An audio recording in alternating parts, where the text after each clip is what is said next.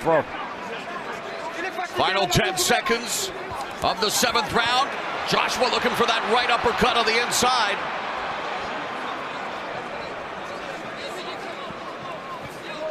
And that uppercut's a big weapon because Takam constantly dips low when you get dangerous with him.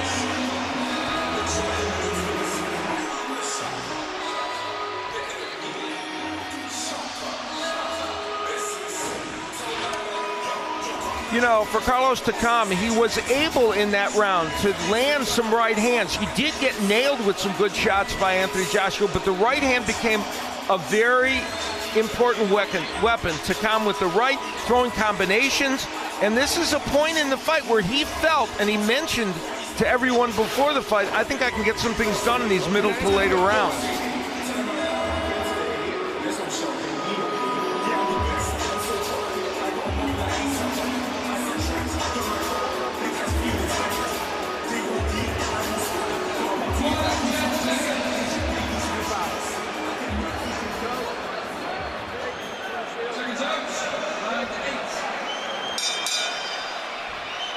The bell in round number 8, an indoor record crowd of 78,000 here at Principality Stadium in Cardiff, Wales, watching their favorite son, Anthony Joshua, make the 4th defense of his heavyweight title. And Carlos Takam, the challenger, on less than 2 weeks' notice here in round 8, has been down once in the fight and has, well, had to worry about that cut over his right eye.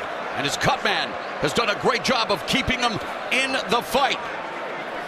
I mentioned that Takam has been longer in terms of distance. He's been 10 rounds 5 times and 12 rounds twice. Joshua only passed the 10th round once in his career. Yeah, so Takam's trainer is also his cut man, Joseph Germain. Yes.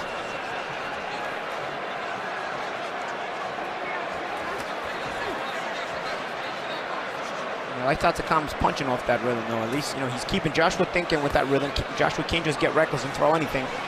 And the Takam will shoot a jab here and there. And that's what he needs to do to kind of keep Joshua overthinking at times, and it buys him time. Some tape loose on the glove of Anthony Joshua on the right glove.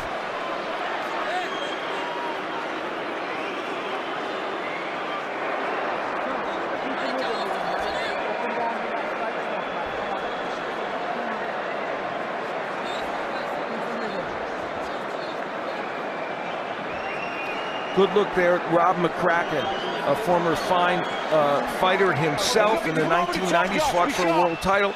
The Olympic coach for Great Britain has done a wonderful job with Anthony Joshua, also trained Carl Froch. Carl Froch, a part of the Sky Sports broadcast team, and the road just ahead of us here are partners. We come to the United Kingdom, and what a year it has been, not only for fights in the UK, but the entire sport of boxing. But man, Anthony Joshua, 2 fights, over 165,000 tickets sold. Yeah, it's been a long time since we've done anything like that, if ever.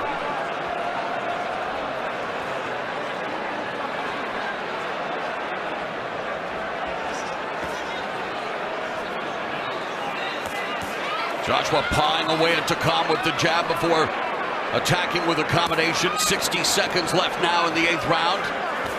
We mentioned that Takam went 12 rounds with Joseph Parker, who has another one of the heavyweight championships. Beautiful body work by Joshua, setting up the left hook upstairs. But Takam doing a good job of catching it on the glove, because if you don't catch those on the glove, you wind up like Takam did earlier in the fight on the canvas. Right cross, though, that scored for Joshua.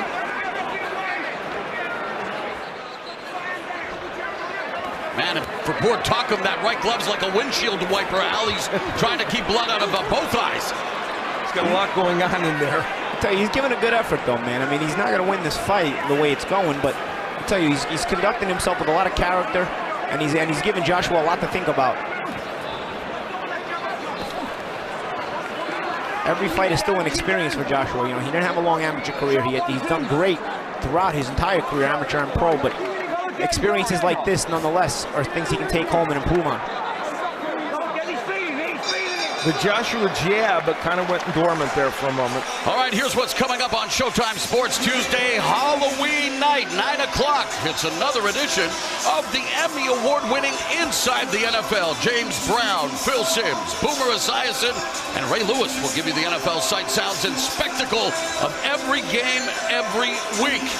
And as we've already talked about, 1 week from tonight, Saturday, November 4th, we're back at Barclays Center for undefeated WBC heavyweight champion Deontay Wilder in a rematch against the man he beat for the title, Berman Stavern. Showbox, the new generation, returns to Showtime Friday, November 10th. In the main event, it's a 10-round featherweight bout, undefeated Luis Rosa against Wandale Evans. And coming in January, undefeated welterweight champion Errol Spence Jr. will make the first defense of his title against former two-division champ Lamont Peterson.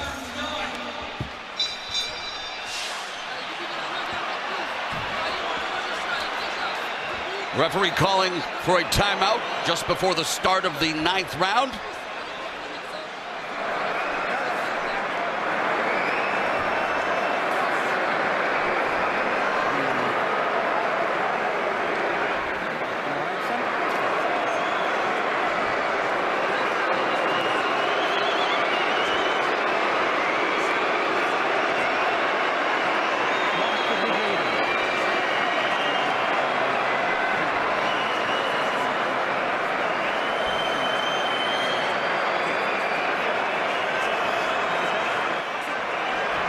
And the doctor will allow Takam to continue. He has been defeated 3 times, but stopped just once, and that was against Alexander Povetkin in what was the 2014 heavyweight scrap of the year out. Yeah, that was a spectacular fight. We're at a point here now where now we have to look to see if Takam can make anything happen in these rounds. Would Anthony Joshua slow down a bit? Oh, is the weight having an impact on him? We'll have to watch closely to see if that's the case. I'll tell you, what makes Joshua stop jabbing a lot of times is Takam's head movement. It kind of befuddles Joshua a little bit. Instead of snapping that jab, he kind of starts to paw out with the left hand. As soon as Takam's head movement kind of slows down, Joshua becomes more effective with the jab, and he becomes more confident with it as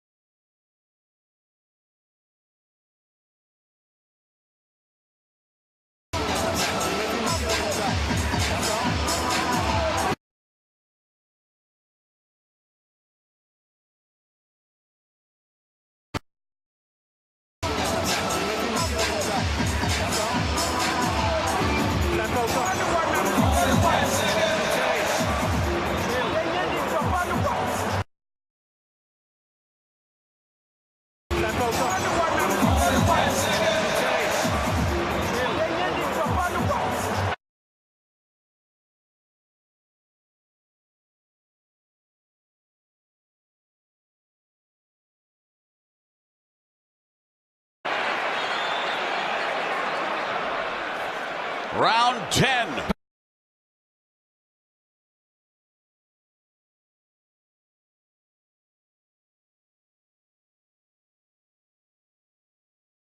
In fact, he reportedly followed Joshua back to his hotel room after Joshua defeated Dominic.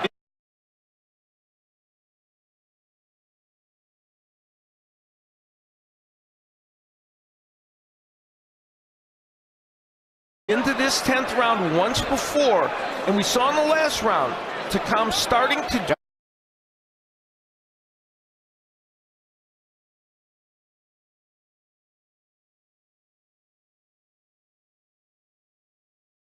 Joshua did predict he was going to stop Takam late in the fight. Yeah, he said through 12. Between round 10 to 12.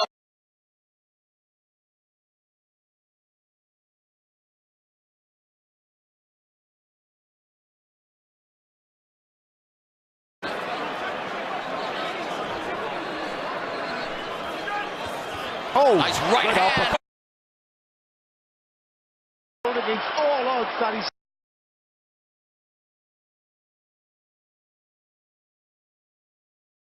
he tried to smother it first, but Joshua made a good move to create space. And the referee.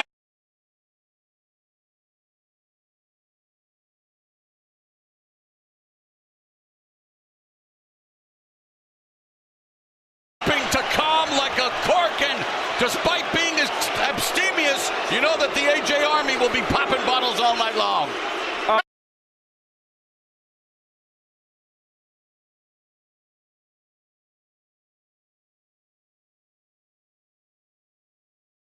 Rocked, but he wasn't doing bad. Like, there was worse points in this fight for Takam to stop this fight if you were really going to stop him at this point.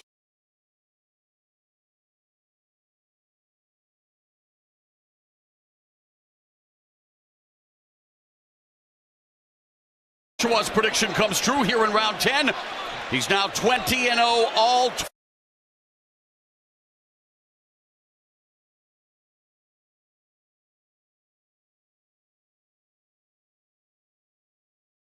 2018. Question on many people's minds in North America, will he become?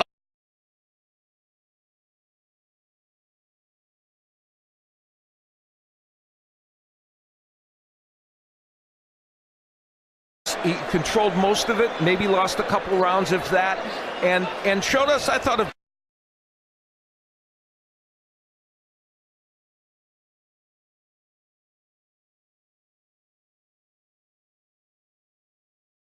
nice upper. Excellent uppercut on the inside. Takam shook a little bit, there's no question about that. He's wobbled in.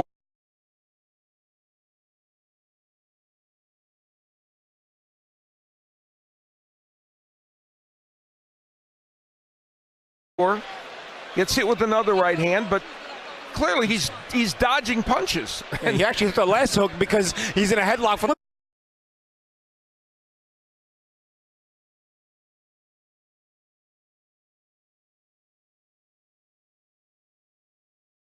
last right hand. What, see? Here right we there. go. And then he takes a hook because he's in the headlock. Yeah, so clearly an issue there for the